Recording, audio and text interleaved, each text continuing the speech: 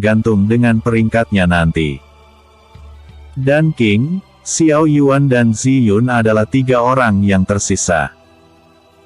Semua orang melihat ketiganya dan menjadi bingung, jumlahnya yang tidak pas membuat mereka penasaran bagaimana cara untuk memastikan mereka.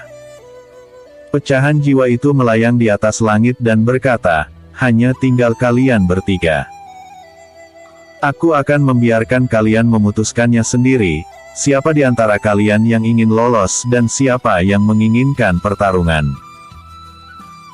Dan King tersenyum seperti iblis dan berkata, Nona Ziyun adalah jenius nomor 1 sekte Buddhis, kehormatan ini seharusnya layak untuk Nona dapatkan.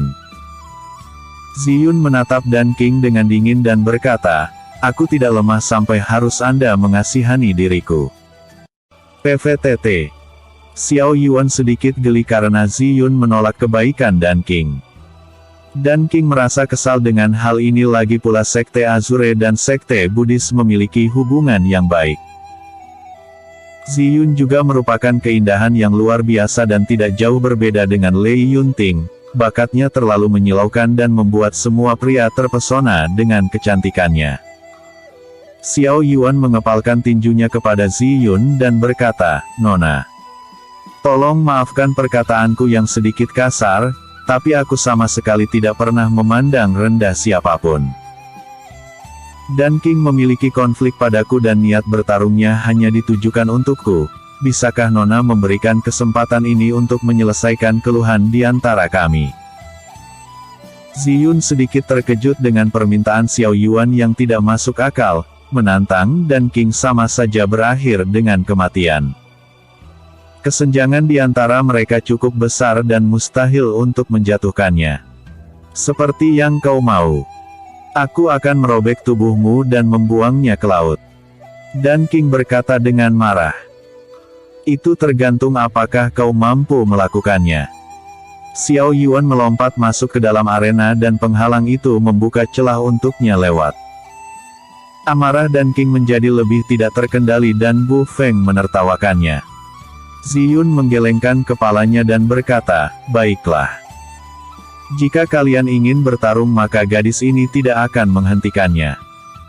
Pecahan jiwa tersenyum dan menjentikan jarinya, lingkaran cahaya muncul di bawah Dan King dan mengirimnya masuk ke dalam arena.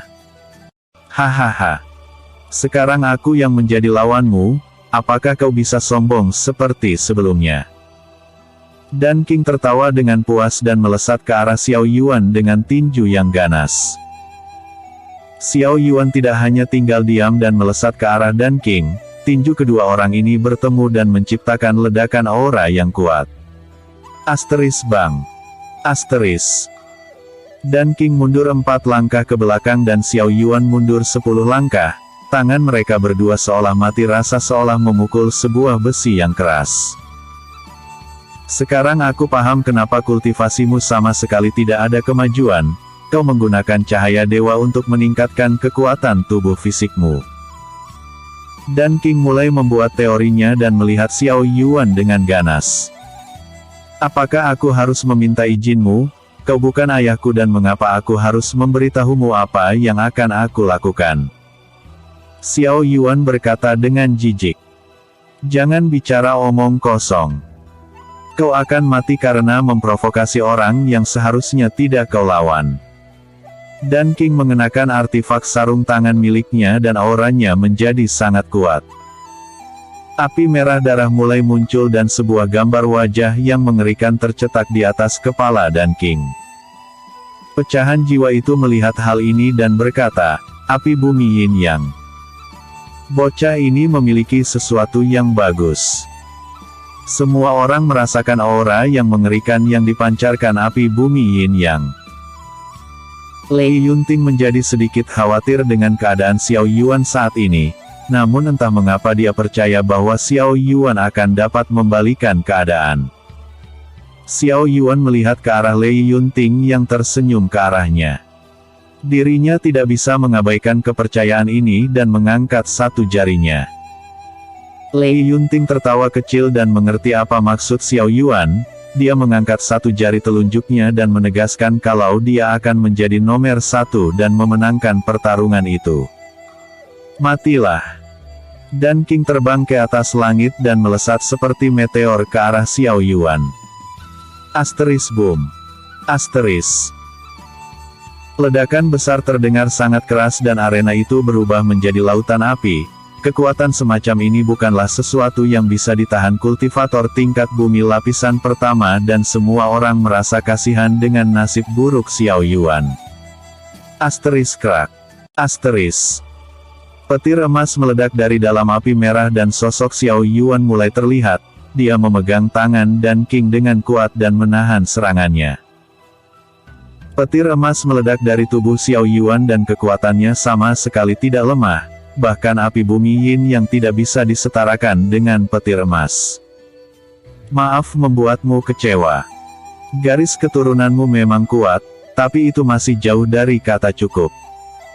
Xiao Yuan mencibir dengan jijik. Segera dia memutar tubuhnya dan membanting dan King ke tanah.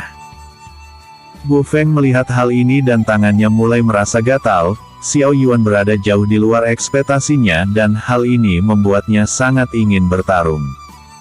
Asteris boom. Asteris. Aura dan King meledak dengan gila dan kemarahan terlihat sangat jelas. Dia harus bersungguh-sungguh dan tidak berani meremehkan Xiao Yuan. Dan King memukul dadanya dan memuntahkan seteguk darah. Dia akan mengeluarkan kartu yang dia simpan untuk Bu Feng dan menghabisi Xiao Yuan saat ini juga. Episode sebelumnya. Bab 42 Generasi Niat Pedang Pembunuh. Episode berikutnya. Bab 44